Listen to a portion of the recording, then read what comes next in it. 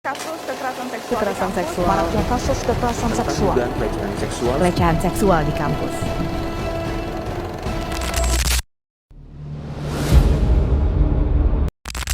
Sedikitnya kekerasan seksual menimpa 45 mahasiswa di 2 kampus. Ibarat fenomena gunung es, jumlah yang tercatat, yang belum tercatat, diduga jauh lebih banyak. Komnas Pelindungan Anak secara mandiri telah menerima 2.739 kasus kekerasan seksual terhadap anak yang terjadi di beberapa daerah di Indonesia. Kasus kekerasan seksual telah menjadi masalah yang krusial dalam negara kita beberapa tahun ini. Menurut data Komnas, dalam beberapa tahun ini telah terjadi banyak kasus kekerasan seksual. Namun, banyak juga yang belum terpecahkan. Dan oleh karena itu, dari tim kami akan meneliti tentang cara mengatasi kasus kekerasan seksual melalui Kekerasan seksual adalah tindakan seksual yang dilakukan tanpa persetujuan korban. Tindakannya beragam, bisa dari pelecehan verbal, tindakan tidak pantas, atau sentuhan tidak pantas, serta pemerkosaan. Pelakunya bisa siapa saja dan tidak ada alasan yang membenarkan untuk pelecehan seksual. Hukum di Indonesia selalu melindungi korban melalui Undang-Undang TPKS Nomor 12 Tahun 2022 dan KUHP. Sanksi bisa dipenjara hingga 15 tahun. kunci pencegahannya adalah secara konsen.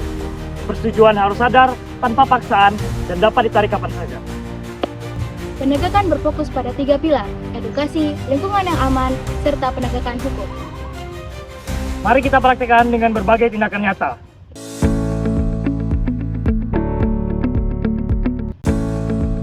Oke teman-teman, selanjutnya untuk pencegahan seksual di lingkungan kampus itu kita bisa dengan menggunakan persupport group. Jadi, kita bisa kirim lokasi dengan kata urgent kalau dalam keadaan yang kurang mengenakan atau kita itu rasanya nggak nyaman.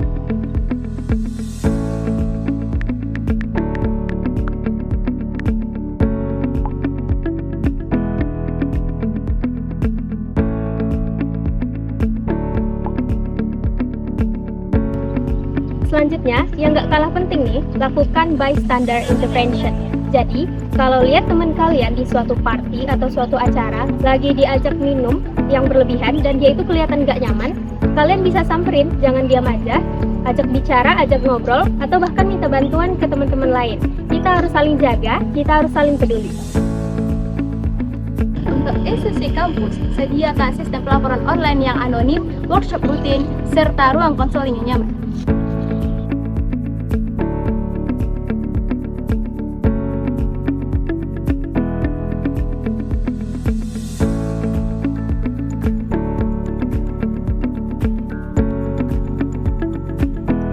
Sebagai orang tua, kita harus menanamkan konsep kepada anak kita bahwa tubuhku milikku. Dan apabila ada sentuhan yang tidak wajar, pastikan anak kita nyaman berbicara dengan kita. Oke. Di lingkungan kerja, kita membutuhkan kebijakan anti pelecehan dengan konsekuensi yang tegas. Sebagai karyawan, kita bisa mengusulkan dan juga menyarankan adanya training reguler serta sistem pelaporan yang aman untuk semua.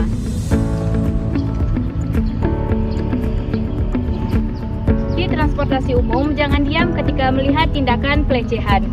Dokumentasikan sebagai bukti jika aman dan juga minta bantuan petugas serta laporkan kepada petugas terkait. Dan di media sosial, stop sharing konten yang merendahkan. Kita juga bisa laporkan konten-konten yang berbahaya yang dapat memicu kekerasan seksual. Kita punya power untuk perubahan. Jika ada yang berbicara tentang kekerasan seksual kepada kamu, dengarkan dengan sepenuh hati dan katakan, aku percaya sama kamu dan ini bukan salah kamu. Dan jangan menghakimi dan bertanya tentang hal-hal yang mungkin bisa menyalahkan korban. Bantu mereka mengakses layanan profesional dan jangan lupa catat nomor-nomor penting di bawah ini. Pencegahan kekerasan seksual adalah tanggung jawab kita bersama. Mulai dari kampus, kita bisa saling jaga dan bangun lingkungan yang aman. Di keluarga, mari ajarkan nilai-nilai respek dan konsen sejak dini. Di tempat kerja dan lingkungan masyarakat, kita bisa jadi agent of change. Dan untuk survivor, ingat kalian tidak sendiri. Ada banyak support system yang siap membantu.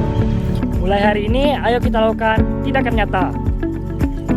Bersama-sama kita wujudkan Indonesia tanpa kekerasan seksual.